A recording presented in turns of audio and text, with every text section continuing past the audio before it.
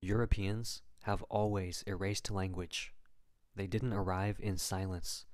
They arrived with the intention to silence, because they knew if the land still spoke, it wasn't theirs.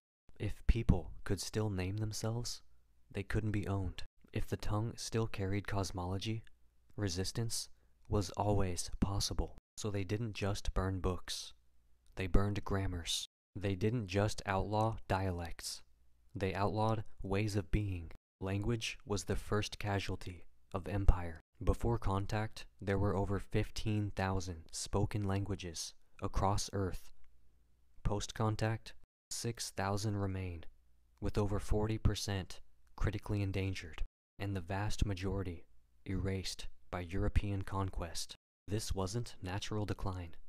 It was linguicide by design.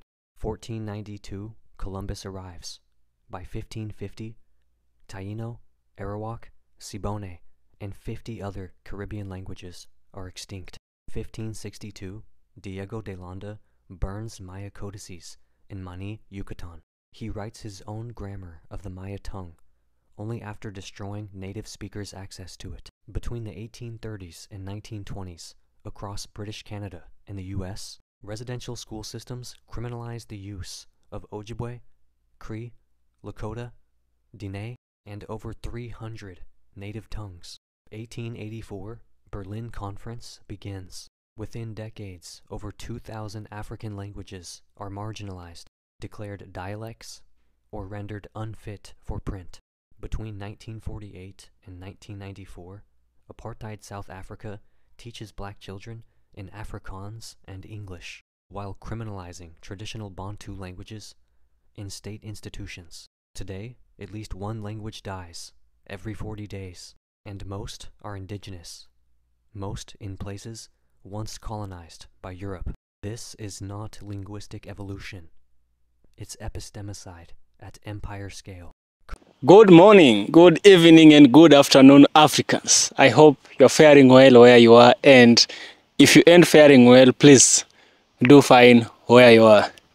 Today I want to introduce you to, maybe reintroduce, some of you may already know what I want to say, or the topic, judging by the topic, you already know. So, while I was doing my second year undergraduate, I came to stumble upon a topic that was called semantics and pragmatics. Semantics is how language gives meaning, and pragmatics is the practical use of language in everyday life, you know. And in these semantics and pragmatics, we came to learn about a theory that I believe is very true and is very relevant to everyday situation and everyday circumstances. Now, the theory itself is called the Sapir-Whorf hypothesis, or language relativity. It basically says that the language with which you speak determines how you think. You understand?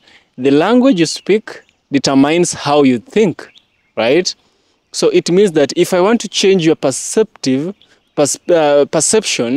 and perspective of the world, what I'll need to do is just change the language, distort the language, change things up and down. You might have noticed that the English you're speaking now is very different from the English that was there 100 years ago or 300, 200 years ago. Language evolves because someone is intentionally changing the languages. And also you may have heard that some languages are dormant, some languages are extinct. Here in Kenya, we have a tribe which speaks a very specific language, and that tribe, there are so few of them. To an extent, they are called endangered species tribe. Imagine a human being called endangered species. They may be rare because of someone who deliberately made them that way. You see, we used to have tribes in Africa.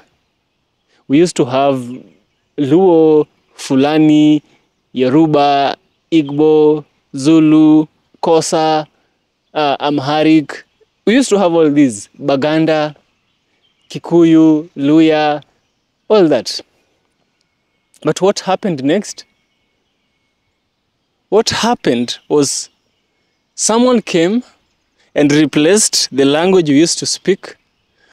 They brought a foreign language and made it our language for all of us. So that language we speak as Africans in Africa, we no longer do that. Somehow it might have some advantages because now we have a common language, we can trade, we can educate, we can interact, we can intermarry, right? But now when he came, he found the tribes. For him to successfully install English, French, Portuguese, Spanish, Dutch, Afrikaners, whatever they brought to Africa, they had to introduce another concept called tribalism. And this was explained very well by PLO Lumumba. I once did a video about him. He explained that we had tribes, but they introduced tribalism.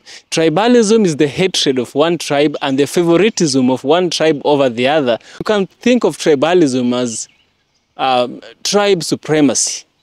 That is the perfect example. Tribalism was part of distorting language to install English. And this is the mechanic of how they used it. Now, without further ado, I want us to dive into this video. This white gentleman, some people call him Latina.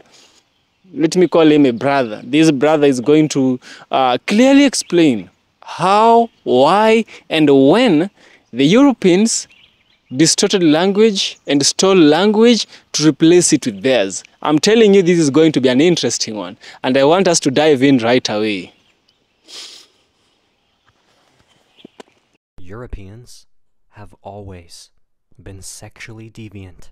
In Europe, between 500 and 1500 CE, the penitentials, for example, the penitential Theodori, outlined penalties for intercourse with animals, infants, corpses, and demons, because these were rampant. Priests were caught in bestiality scandals with pigs and sheep across France and England.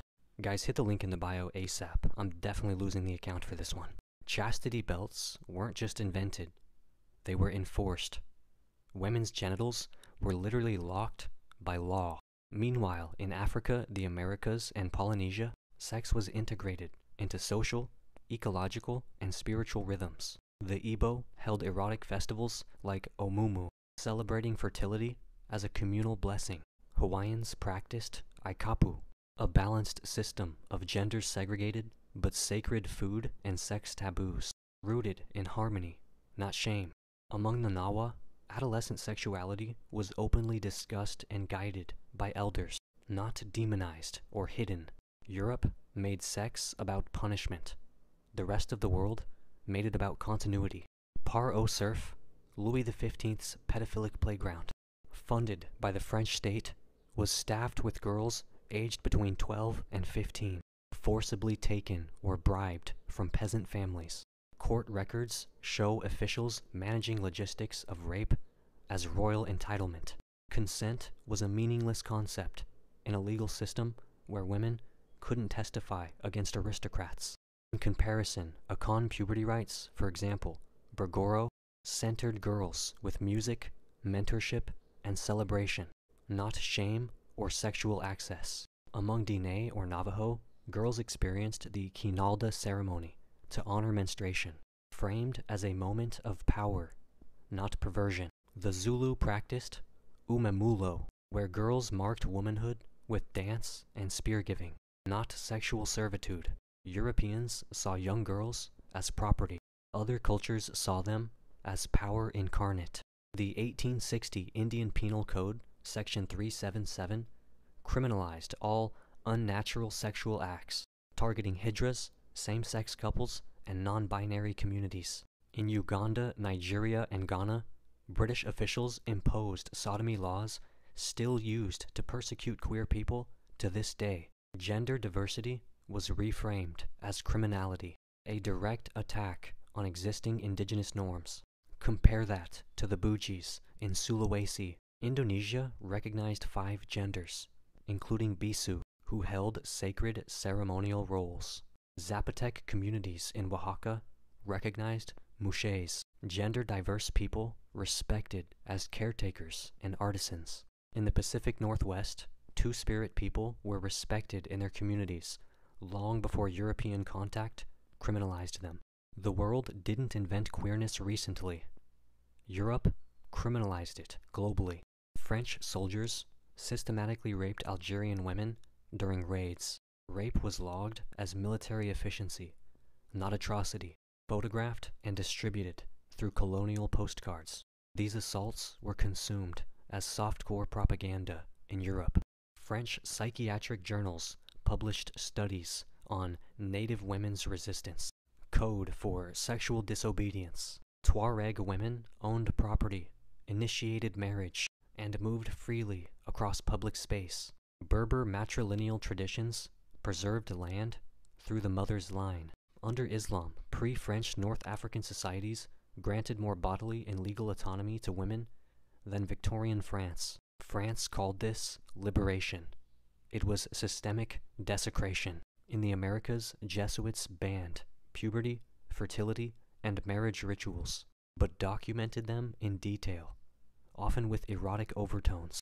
Mission records describe swaying breasts, open nudity, and wild dances, while demanding forced clothing and conversion.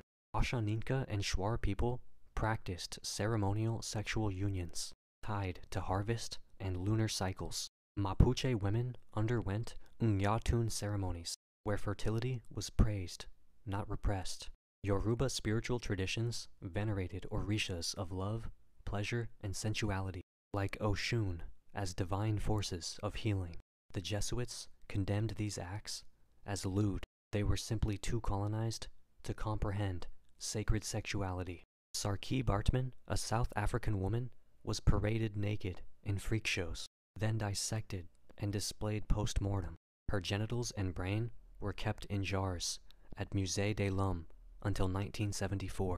Her body was studied, fetishized, and displayed in the name of science, race theory, and civilization. Among the Khoikhoi, women's bodies were celebrated through dance, fertility songs, and communal healing. Across much of Africa, larger bodies were signs of health, abundance, and divine favor, not ridicule. In Mande societies, body decoration, nudity, and dance were expressions of freedom, not shame. Europeans didn't liberate her body. They turned it into a museum exhibit, and then called it education. Europe had the archives, but the world had the wisdom. What Europeans brought to the world sexually was not enlightenment. It was disorder. Moral panic, not balance. Repression, not ritual.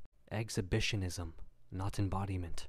Rape, not reciprocity. Across the planet, sex was a spectrum, a biological, spiritual, communal force. Europe made it into a crime, a contract, or a conquest. Go. Africans, do you know why the main goal of colonization was to totally depopulate and involuntarily mix the entire African continent in order to repopulate it with other races? Well, I have a message for black people. So if you're not black, you can stay. But if you're black, I want you to listen and listen good. The reason why history repeats itself is because the world is cyclic and whatever goes around must come back around. There was a time that Africa ruled Europe for 800 years. And when I say ruled, I don't mean with guns and ammunition, but with knowledge, love, light, and black excellence. So now, I want you, black child, to know that we have cycled back to that time. A time when the kingdom of God belongs to the poor and the slaves, and mine is just to curtain raise. Yours is to step into your awareness of self. Yours is to go back within and get into union with your ancestors, your DNA. Get your ancestral membership back and remember all that you are. Because among you are the descendants of the likes of Mansa Musa, kings, queens. Among you are the DNA of the Talai, the tribe of the Lion of Judah. Among you are the inventors of the hieroglyphics. Among you are the architectures of the great pyramids, the incredible mathematics of the Ishango bone. Among you are the DNA of the Moors, the teachers of all modern European technology. Among you are the DNA that mentored great European philosophers like Pythagoras. As a black person, the DNA of slavery and colonization is not the only DNA that you carry, and they know that. The ancient, great African civilization is still present and imprinted deep in your soul. They can ban all the books and ruin all the universities, but your DNA is present. Your memory is present. Your ancestral knowledge is present deep in your soul and is yours forever. All I want to say is that there was a time they wanted to wipe you all off or mix you all up, so there was no one left to remember. There was a time that remembering who you are would have been a great crime, and so the ancestors had you forget to protect you. But I'm here to assure you that it is now safe to remember the African royalties among you. It is time for Black people to experience the excellence of their own Blackness. It is time to awaken the extreme talents and excellence that are deeply rooted within you. It is now safe to show the world who you are. Go within and remember. Join into... Humans have always erased language. They didn't arrive in silence. They arrived with the intention to silence, because they knew if the land still spoke, it wasn't theirs. If people could still name themselves, they couldn't be owned. If the tongue still carried cosmology, resistance was always possible. So they didn't just burn books. They burned grammars. They didn't just outlaw dialects. They outlawed ways of being. Language was the first casualty of empire. Before contact, there were over 15,000 spoken languages across Earth. Post-contact, 6,000 remain, with over 40% critically endangered, and the vast majority erased by European conquest. This wasn't natural decline. It was linguicide by design. 1492, Columbus arrives. By 1550, Taino, Arawak, Siboney, and 50 other Caribbean languages are extinct. 1562, Diego de Landa burns Maya codices in Mani, Yucatan. He writes his own grammar of the Maya tongue, only after destroying native speakers' access to it. Between the 1830s and 1920s, across British Canada and the US, residential school systems criminalized the use of Ojibwe, Cree, Lakota, Diné, and over 300 native tongues. 1884, Berlin Conference begins. Within decades, over 2,000 African languages are marginalized, declared dialects, or rendered unfit for print.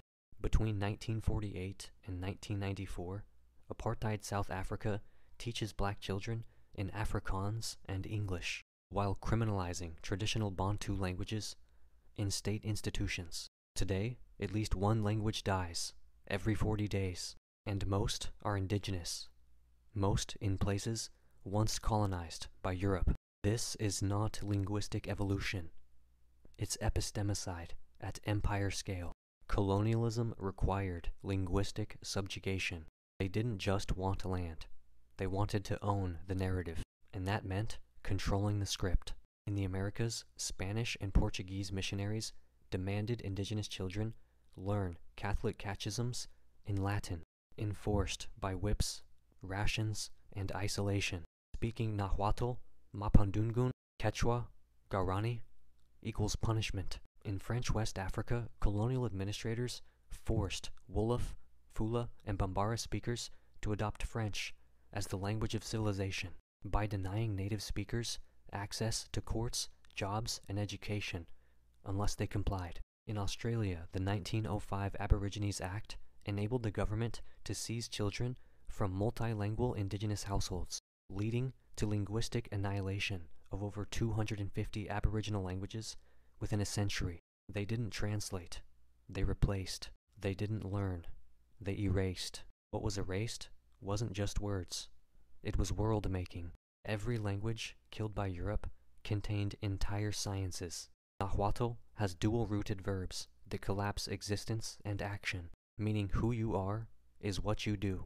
Yoruba contains tonal shifts, which encode emotion, context, and spiritual alignment. Spoken language as divination system. Ainu of Japan holds no gendered pronouns and prioritizes verbs of transformation over verbs of possession. Walpuri embeds absolute direction, north-south, east-west, in its grammar, so every sentence spoken situates you in space relative to land. Kalali Sut of Greenlandic Inuit builds entire paragraphs into a single word, merging past, present, conditional, and collective time. an extinct click language of the Kalahari, had a lexicon for animal tracks, cloud formations, soil textures, and migration seasons. Satal Maya includes elevation into all spatial speech. Landscape is not described, it is lived grammatically. These are not just vocabularies. They are living blueprints of memory, ecology, math, agriculture, astronomy, and kinship. When Europe killed the language, they didn't just lose words. They ripped out the knowledge archive. And what they didn't kill, they caged. Ngugi wa Thiong'o was imprisoned by the British-backed Kenyan state for writing a play in Kikuyu. Inuit children in Canadian schools were beaten for speaking Inuktitut, now revitalized only after Canada needed it to claim Arctic sovereignty. France banned Breton, Occitan, Corsican, and Basque in schools until the late 20th century, despite their Indo-European roots, because even European diversity was a threat to the imperial state. The Irish language was nearly eliminated under British rule, surviving only through underground schooling, or Scoula na Scarcha. In 1800, 50% of Ireland spoke Irish. By 1920, it was under 5%. Europe doesn't preserve languages. It withholds them. It museums them. It funds studies on what it refused to fund when it mattered. It grants minority status to what it once labeled barbaric noise. And then they monetized the remains. Endangered language grammars are now datafied by tech giants to train voice recognition and AI translation systems with no consent from the surviving communities. Linguistic researchers publish career-defining dissertations on extinct tongues without offering restitution to the descendants of the speakers. Museums hold audio archives of indigenous elders recorded in their final years. After decades of forced silence, they destroy the root, then sell the fossil. They called it civilization after they muzzled the world. Europeans didn't just erase languages. They waged a planetary campaign of muting, because the tongue wasn't just a tool, it was a territory. And conquest isn't complete until you rename everything. And no one left remembers the original word. They called it progress. We call it the killing of the breath. Cope. So after clearly watching this video, a lot can be said from the experiences that Africans have faced, that the whole world has faced concerning language and sexuality. You understand?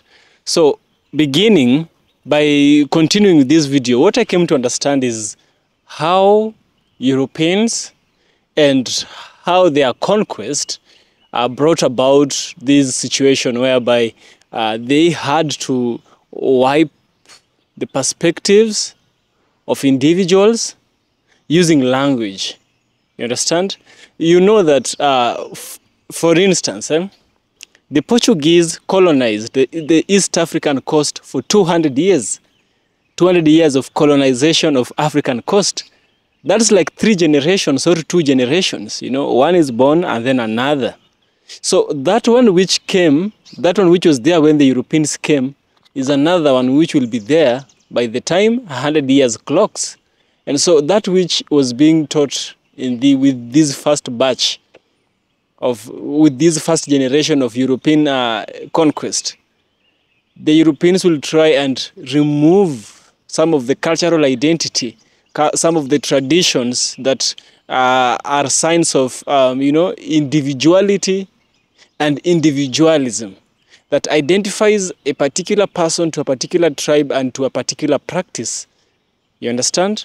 So I decided to merge the concept of language and the concept of sexuality because you've seen the gentleman just explain that the Europeans as well criminalized sex in such a way that it was going out of control. You know, people were sleeping with animals, people were sleeping with family members, people were sleeping with same sex. You know, these things were never there in Africa. Africa, we didn't need some superior moral values from the Europeans to come and tell us that bestiality is wrong, to come and tell us that incest, which is a relative blood-related thing, is wrong, homosexuality is wrong. We always knew, because even the animals do not practice it. Some things are just the law of the land. But who gave us this law? You see, language and sex intermarry. So when you come and change someone's language, you come and distort their perspective. You come and tell them, from today, I want you to see that if it is a gentleman, I want you to see that gentleman as your partner. And because you didn't grow up, and maybe you grew up and that culture, that language you speak, the wise men of your tribe that could correct you from doing wrong are no longer there, or they are silenced, you will fall for that trap, because they'll tell you this is what you should do. We call it the NWO, the New World Order, is how they'll call it. But you won't know it's the NWO. To you, it will just be something, which is a practice. Later on, it will become normal. And then later on, if you're wise enough, you will come to discover they lied to you, you know. Now, transforming language is transforming thoughts, you see.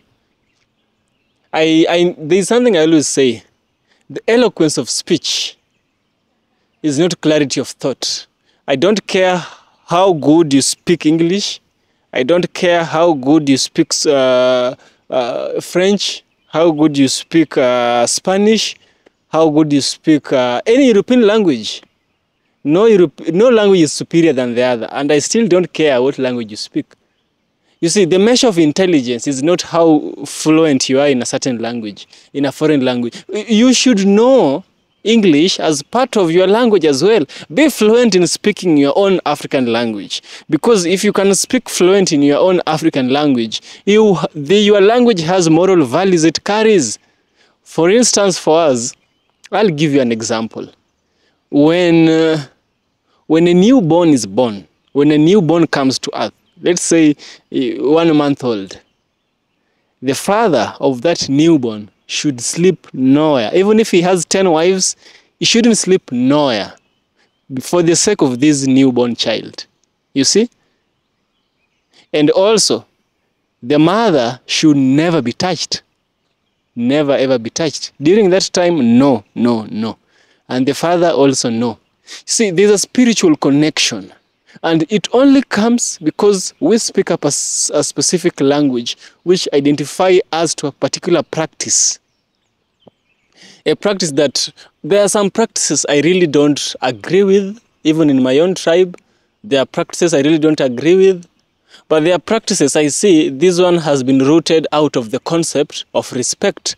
This has been rooted out of the concept of morality. This has been rooted out of the concept of equality, justice, this and that. You see?